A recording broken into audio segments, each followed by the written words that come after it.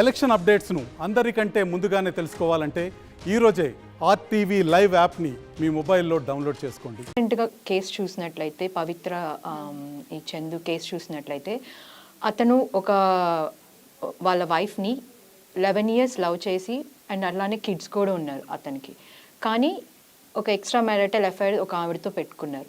But ఆవిడ కోసం suicide దాకా వెళ్ళాల్సిన అవసరం ఏముంటుంటారు? అసలు అక్కడ ఏం ఫ్యాక్టర్స్ ప్లే చేస్తుంది?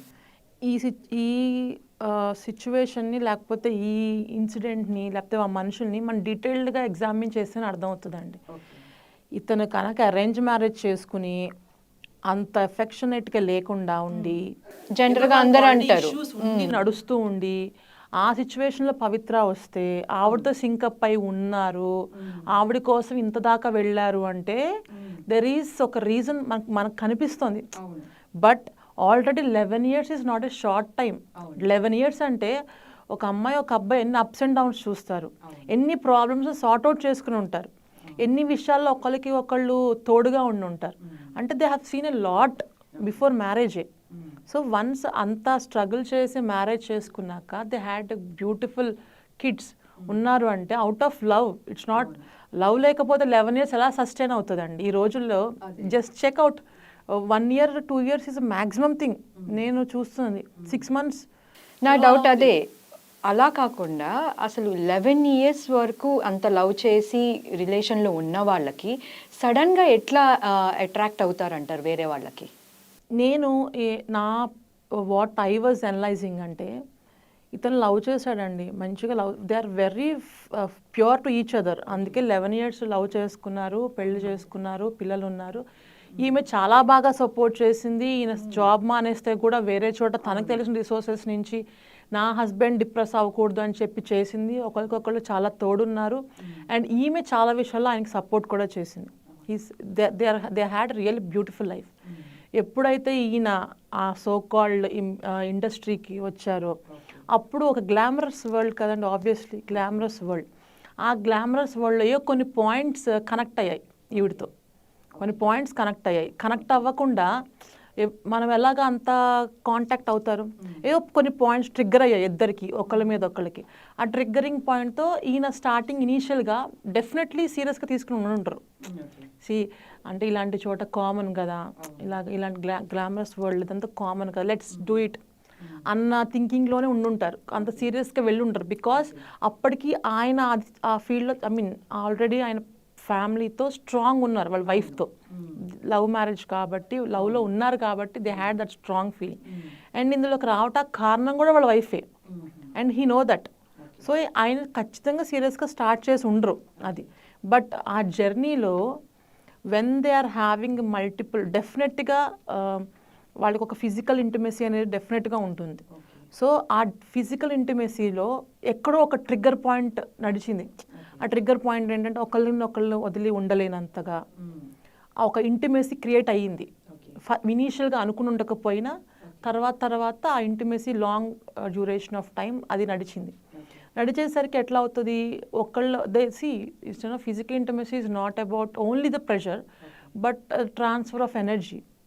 సో దాంతోపాటు ఒకళ్ళ కష్టాలు ఒకళ్ళు తెలుసుకుంటాం.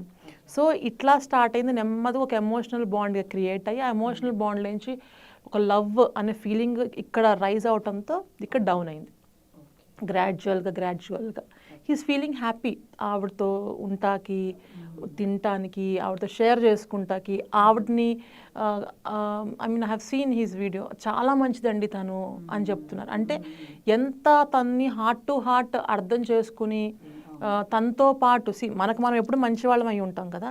సో అంటే ఈయన ఎంత డిస్కస్ చేసి ఎంత క్లోజ్గా ఉండుంటే అంత మంచిది తను అని అంత స్ట్రాంగ్గా బిలీవ్ చేస్తారు. సో అందులో పాటు వాళ్ళిద్దరికి ఒక ఇంటిమసీ, ఎమోషనల్ నీడ్ అన్నీ ఎక్కడో సాటిస్ఫై అవటం వల్ల స్లోగా ఇది గ్రాడ్యువల్గా అప్ అయింది, స్లోగా ఇది గ్రాడ్యువల్ డౌన్ అయింది. సో అంతకుముందు వరకు నార్మల్గానే ఉన్న వ్యక్తి డౌన్ అయింది. So what he felt is I'm very comfortable, నేను ఇంకా అద్భుతంగా చూశాను, అప్పటి లవ్ కంటే ఇది ఇంకా అద్భుతంగా ఉంది అని చెప్పి ఇది ఆబ్వియస్లీ నెగ్లెక్ట్ చేయడం మొదలెట్టారు. కానీ మ్యారేజ్ అయింది కదా, 11 years కదా, రెస్పాన్సిబిలిటీ ఉంటాయి కదా. సో ఆయన ఎప్పుడు రెస్పాన్సిబిలిటీ తప్పించుకోవాలి అని అనుకోలేదు. అంటే పిల్లలతో కొంచెం టైం స్పెండ్ చేసేవాళ్ళు. సో నాకేమనిపించిందంటే తను లవ్ చేశాము, పిల్లల్ని కన్నాము. బట్ తనకి అర్థం చేసుకుని తనే దూరం వెళ్ళిపోతే బాగుండు అనే ఇంటెన్షన్ వీళ్ళకి ఖచ్చితంగా ఉంది. బికాస్ ఆఫ్ పవిత్ర అనే ఆవిడకి మ్యారేజ్ చేసుకుని ఈయనతో సెటిల్ డౌన్ అవ్వాలన్న ఆలోచన ఉంది కాబట్టి సో డెఫినెట్గా ఈవిడే అర్థం చేసుకుని డివోర్స్ తీసేసుకుంటే వీళ్ళిద్దరూ మ్యారేజ్ చేసుకుని ఉండొచ్చు అని థింకింగ్ ఉంది. బట్ ఈమె ఏం చేసింది, నాకు పిల్లలు ఉన్నారు, నా పిల్లలకు తండ్రి కావాలి అని చెప్పి ఆవిడ ఉంది. ఉండేసరికి ఏంటి డిస్టర్బెన్స్ వస్తాయి. ఈయనేమో నేను ఇప్పుడు కాదు, నువ్వు నాకు వద్దు అంటున్నావు, ఎందుకుంటున్నావు అన్న ఫ్రస్ట్రేషన్ వస్తుంది. బ్యాలెన్స్ చేయలేడు. ఇక్కడ లవ్ తగ్గిపోతుంది, ఇక్కడేమో లవ్ పీక్స్కి వెళ్తోంది. ఆవిడతో ఎప్పుడు కలిసి ఉండాలి అంటే marriage is the only option, అంటే ఫ్రీగా ఉంటాకి టోటల్గా. ఇప్పుడు ఎఫ్ఐఆర్స్లో ఎంత ఫ్రీనెస్ ఉంటుందండి, ఆ కలిసినంతసేపే తప్ప నువ్వు వైఫ్కు ఉన్నంత క్లోజ్నెస్గా సమాజం ఎంత కోర్ట్స్ మనకి ఇచ్చినా అంత ఫ్రీడమ్ లేదు కదా మన సొసైటీలో. సో ఈవిడ అర్థం చేసుకుంటుంది అనుకున్నాను. లేదు, ఆవిడ మొండిగా స్టబర్న్గా నా హస్బెండ్ కావాలనుకుని వచ్చేసరికి ఈయన హెరాస్ చేయడం మొదలెట్టాడు. ఫిజికల్గా మెంటల్ అబ్యూస్ చేయటము. అంటే ఇలా అయినా వెక్స్ అయిపోయి ఆవిడ డివోర్స్ ఇస్తుందేమో అని చెప్పి ఆవిడ ఇవ్వలేదు. ఈయనేమో ఈయన ఇలాగే క్లోజ్గా ఉంటున్నారు. సో ఖచ్చితంగా వీళ్ళిద్దరి మధ్య ఒక బాండింగ్ ఏర్పడింది. అది లేదు అని మనం చెప్పలేం. ఈ రోజున ఉత్త ఎఫ్ఐఆర్ మాత్రమే అనుకుంటే సరే తనతో అయిపోయింది కదా, నాకు ఎప్పటికీ సపోర్ట్ చేసేది నా ఫ్యామిలీనే కదా, సో వాళ్ళు కదా నాకు ఇంపార్టెంట్ అని అనుకుని ఉంటాడు ఆయన. లేదు అనుకుంటే ఇంకొంతమంది ఏమనుకుంటారు, సరేలే ఎఫ్ఐఆరే కదా, ఆవిడ దారితో ఆవిడ ఉందా, ఇక్కడ బాధ్యతలు ఇక్కడ చేద్దాం.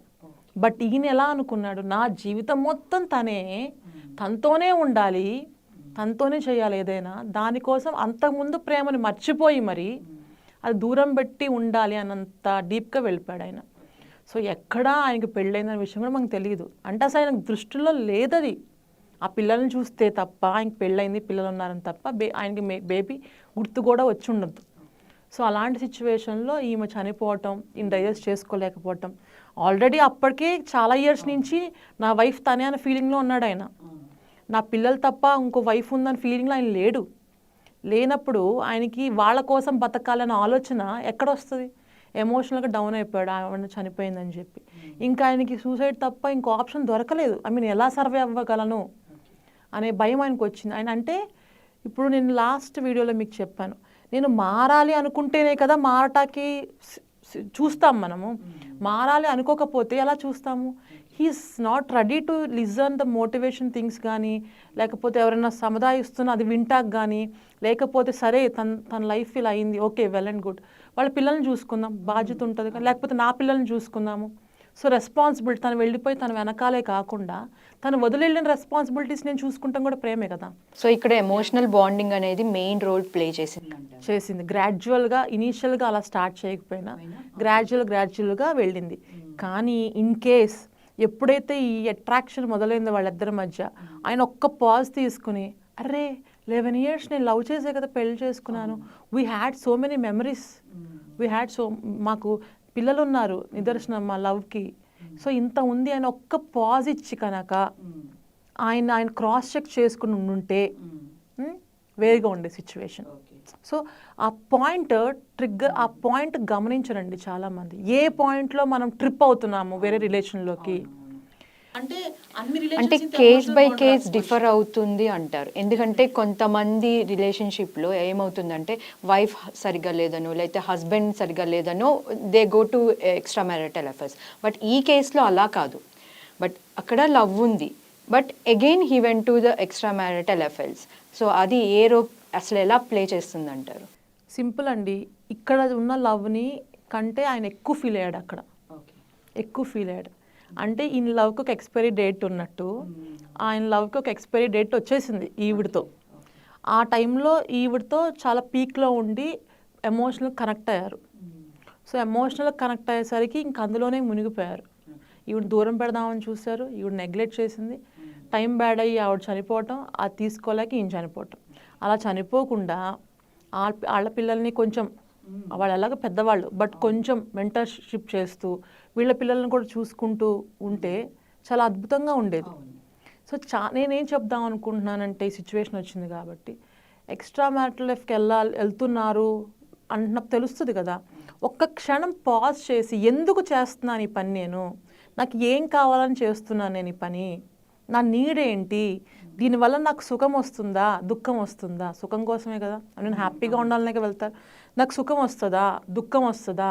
కానీ అందరూ అలా ఆలోచించట్లేదు కదా ఇప్పుడు, అదే కదా అలానే చెప్తున్నాను నేను. చించకపోవడం వల్ల నీ సమస్యలు వస్తున్నాయి. అలా ఆలోచించి చేయలేనప్పుడు యూ షుడ్ బి రెడీ. నువ్వు ఈ ఫేస్ చేయాల్సిందే. నువ్వు ఆలోచించలేకపోతే నువ్వు ఫేస్ చేయాలి. చూడండి, మనము ఒక షాప్కి వెళ్ళి ఒక వస్తువు కొనాలంటే ఎంత ఆలోచిస్తాం. ఒక ప్రెషియస్ థింగ్ కొనాలంటే ఒకటికి 100 సార్లు ఆలోచించమా, కొనాలా వద్దా, దీని మీద ఎఫర్ట్ పెడుతున్నాం, దీనివల్ల మనకేమన్నా ఫినాన్షియల్గా మళ్ళీ ఏమైనా ఇబ్బంది అవుతుందా, ఇంత ఆలోచిస్తున్నప్పుడు మన లైఫ్లోకి ఒక మనిషిని అది సిచ్యువేషన్కి అగెయినెస్ట్గా మనం తీసుకొస్తున్నప్పుడు మనం ఆలోచించాలి, రీజన్ ఆలోచించాలి. ఎందుకు, వై అనే క్వశ్చన్ ప్రతి ఒక్కళ్ళు ఇలా వెళ్ళాలి అనుకుంటున్నప్పుడు వై అనే క్వశ్చన్ డెఫినెట్గా వేసుకోవాలి. పోనీ ఎక్స్ట్రా మ్యారిటల్ లైఫ్లో అందరు సుఖంగా ఉన్నారా అంటే అక్కడ అలా ఏం లేదు కదా. జస్ట్ ఏమంటారు, రాయి యూజ్ చేసే రాయి, పళ్ళు పగలగొట్టుకుంటే యూజ్ చేసే రాయి ఇంకోటి మారింది అంతే. సో ఎందుకు వెళ్తున్నాము, ఎవరితో వెళ్తున్నాము, ఏంటి సిచ్యువేషన్ అని ఎవరికి వాళ్ళు క్వశ్చన్ చేసుకోవాలి. ఇఫ్ నాట్ అల్టిమేట్లీ ఏదో ఒక పాయింట్లో ఎలాగోలాగా they will be the victims అవ్వచ్చు, లేకపోతే వాళ్ళే వేరే వాళ్ళని బాధ పెట్టవచ్చు. ఇలా సూసైడ్ అయినా చేసుకుంటారు, లేకపోతే ఉన్న బ్యూటిఫుల్ ఫ్యామిలీని నాశనమైనా చేసుకుంటారు, లేకపోతే అటు ఇటు కాకుండా వాళ్ళకి ఒక సెన్స్ రాదా, ఆ సెన్స్తో వాళ్ళు ఏం చేస్తారు, మా నాన్న అప్పుడు అలా చేశారు ఏంటి. వాళ్ళకి ఏంటంటే రిలేషన్ సీరియస్నెస్ ఉండదు. మీరు ఏ రీజన్ వల్లైనా వెళ్ళండి, బట్ పిల్లలకి అది తెలియదు కదండి. వాళ్ళు ఏమనుకుంటారు, అరే మా అమ్మ ఇలా చేసిందో, లేకపోతే మా నాన్న ఇలా చేశారో, so what is the wrong me doing అనుకుంటారు. పోనీ ఆ డూయింగ్ అయిన వాళ్ళు ఏమన్నా ఇన్వాల్వ్డ్గా ఎమోషనల్గా చేసి ఒక మ్యారేజ్ లాగా ఒక మంచి పార్ట్నర్ని వెతుక్కుంటారా అంటే నో. వాళ్ళు అలా చేస్తారు, ఒక టైం పాస్లో ఫీల్ అవుతారు. వాళ్ళు కూడా ఒక టాక్సిక్ రిలేషన్షిప్లోకి వెళ్తారు.